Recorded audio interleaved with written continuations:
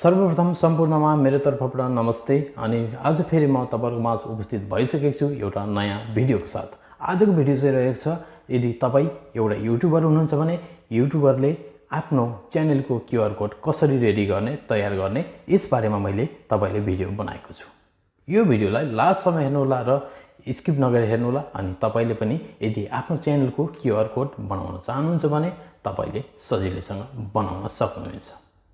यदि मेरो च्यानलमा तपाई नयाँ हुनुहुन्छ भने सब्स्क्राइब गरिदिनु होला र छेउमा रहेको बेल आइकनमा क्लिक गरिदिनु होला ताकि यस्तै भिडियो सर्वप्रथम तपाईलाई मिल्नेछ।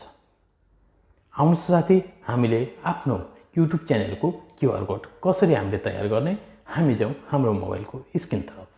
साथीहरु, यसको लागि सबैभन्दा पहिला हामी आफ्नो युट्युब च्यानलमा जानुपर्ने हुन्छ। युट्युबलाई यसरी ओपन गर्ने, ओपन गरिसकेपछि यहाँनेर हामी जानुपर्ने हुन्छ आफ्नो युट्युबको प्रोफाइलमा गइसकेपछि यहाँनेर देख्न सक्नुहुन्छ यो च्यानल भनेर भनेको छ। यसलाई क्लिक गर्ने, क्लिक गरिसकेपछि यहाँनेर देख्न सक्नुहुन्छ आफ्नो युट्युब खुलिसकेको छ। अब हामी जानुपर्ने हुन्छ आफ्नो युट्युबको अबाउटमा जाने। यसरी अबाउटमा गइसकेपछि यहाँनेर देख्न सक्नुहुन्छ तपाईले यहाँनेर हाम्रो युट्युबको लिंक, यसलाई यसरी क्लिक गर्ने। क्लिक गरिसकेपछि यहाँनेर देख्न सक्नुहुन्छ कपी लिंक भनेर भनेको छ। यसलाई कपी लिंक एकपटक गर्दिने। यदि गरिसकेपछि अब हामी सिधा ब्याक जाने। ब्याक गइसकेपछि अब हामी जानुपर्ने हुन्छ गुगलमा गएर यसरी ओपन गर्ने। ओपन गरिसकेपछि यहाँनेर हामीले के सर्च गर्नुपर्ने हुन्छ, क्यूआर कोड जेनेरेटर भनेर हामीले यहाँनेर सर्च गरेर यसरी सर्च गर्ने। सर्च गरिसकेपछि यहाँनेर तपाईले देख्न सक्नुहुन्छ यहाँनेर तपाईले देख्न सक्नुहुन्छ क्यूआर कोड जेनेरेटर भनेर भनेको छ। यसलाई हामीले क्लिक गर्ने।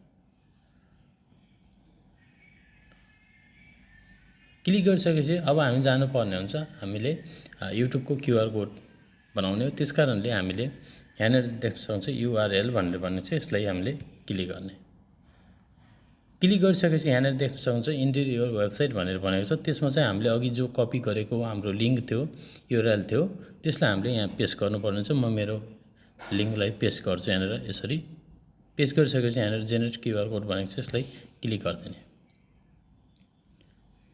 क्लिक गरिसकेपछि यहाँनेर देख्न सक्नुहुन्छ विभिन्न किसिमका आइटमहरु छ यसमा।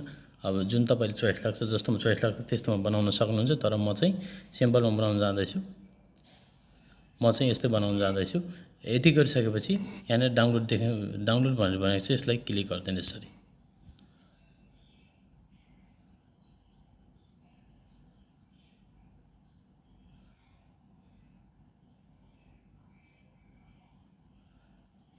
यति गरिसकेपछि अब हाम्रो क्यूआर कोड हाम्रो रेडी भइसकेको छ। म तपाईलाई देखाउन जाँदैछु।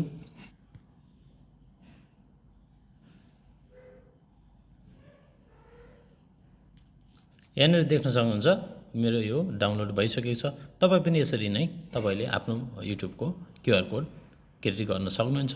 हस्त अहिलेलाई यति नै। फेरि अर्को भिडियोमा भेट्ने छौं।